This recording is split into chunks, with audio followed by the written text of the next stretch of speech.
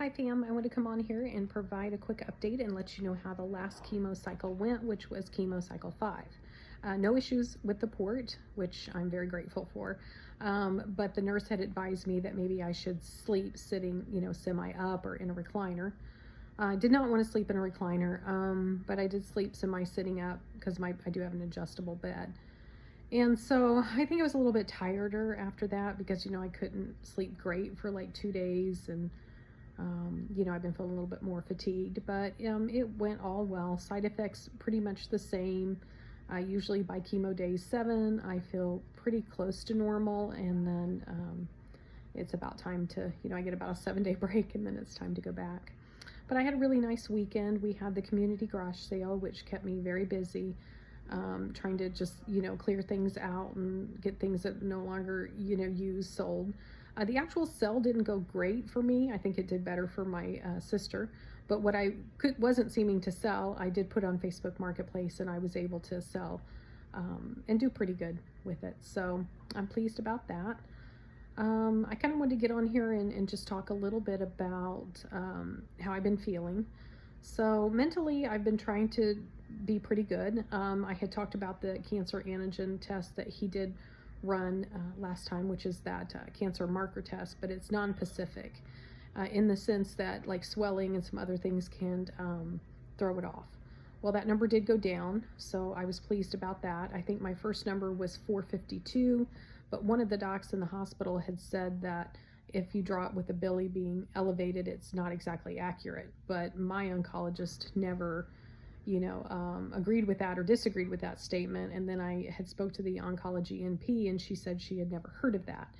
But so that number was 452 the first time, right before it wasn't right before I started treatment. It was a couple of weeks before. And then it had gone up to 600, which is, I think, kind of what started my, my issues with thinking really hard about things, and just reality, I think, setting in and the dust settling. But he drew it again this last time, and it had gone down to 396, so that did make me happy. So I've been trying not to focus so much on my diagnosis, trying to live each day and be grateful for each day that comes, that I feel good, which is most days, and just really try to keep myself grounded in the moment. So that's something that, because my mind likes to run ahead, like I talked about in the last video. And so I'm trying not to do that.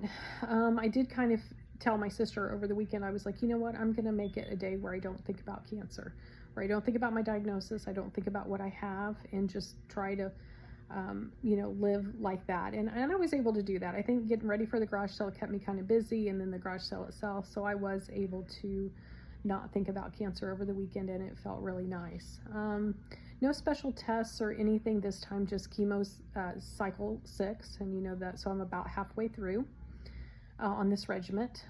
But he is going to do a scan on June the 24th. If I told you I wasn't a little nervous, I would be, not being completely honest, because I am a little nervous about doing the scan.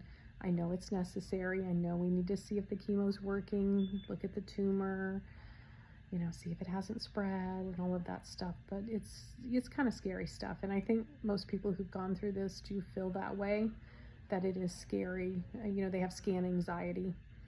So fingers crossed, prayers appreciated, well wishes always, just trying to get through this day by day.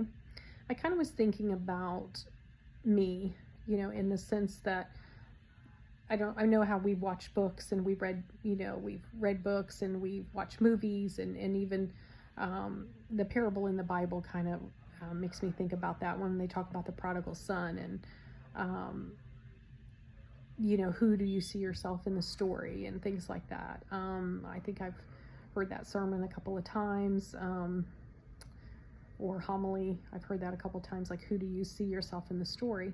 So what's unique about all of this is all of my life, I'm a nurse, I'm a mother, I was a wife, had lots of different roles, and I thought that I could see every side of the story, and really appreciate it. And I know other people don't always have that insight, but what's different about this story this time is this story, I mean, of course, we're all the author of our own story, our own life, right? But this time I'm the sick person. Like, I'm not the nurse caring for the sick person who has cancer. I'm not the wife, caring for a husband who has Parkinson's disease, or, a young mother to my children. Both my sons are grown. They're 25 and 27. I'm the one who's sick. So that's different for me, because I've always had my health most all of my life. Nothing major, been relatively healthy, but I'm the cancer patient. I'm the one who has that diagnosis. And so that's kind of hard, I think, to transition to knowing in the mindset that you're the one that's sick. You're the one that's vulnerable. You're the one that needs treatment. You're the one who's going to have a surgery. And it's definitely made me look at things a lot differently. And realize, that how hard that really is. From even, probably my sister's perspective, or my children's perspective, or even maybe my family, friends, as your perspective, that is different. My thoughts kind of run ahead sometimes. Like, I guess I always thought I was going to be the person, when I envisioned my life, I was going to be the person that, went to people's funerals or did things like that, or cared for them at the bedside. But to be the one that is sick, or to even think ahead, and I know I shouldn't think ahead that far, but to think it, it kind of makes me sad. I won't lie. It makes me sad to think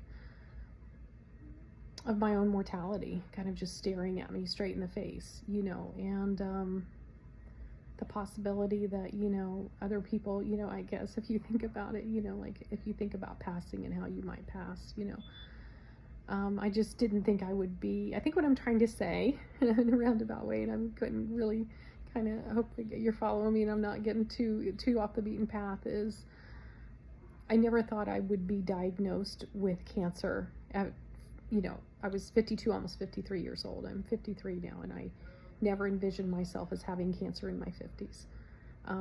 I think the thought had always been across my mind, obviously, since both my parents passed away. My mother passed away of lung cancer, and my father had pancreatic cancer. He was 81 when he passed away, and my mother was 74. So I just never thought in my life that I would be having cancer in my 50s. And that is something that I guess whenever we think of our lives, do we ever think that we're going to have cancer? Probably not. Or maybe we don't know that we're going to get sick and not do well, or anything could obviously happen to us, unforeseen, that we kind of shakes our world or stops us on a dime and turns everything upside down. So I just wanted to share that with you. I am still working my way through this, and not trying to rush ahead, but to live every day of life that I'm given to the fullest and be grateful for it, which I am. So if you have any comments or any advice or anything like that, certainly don't hesitate to share it with me.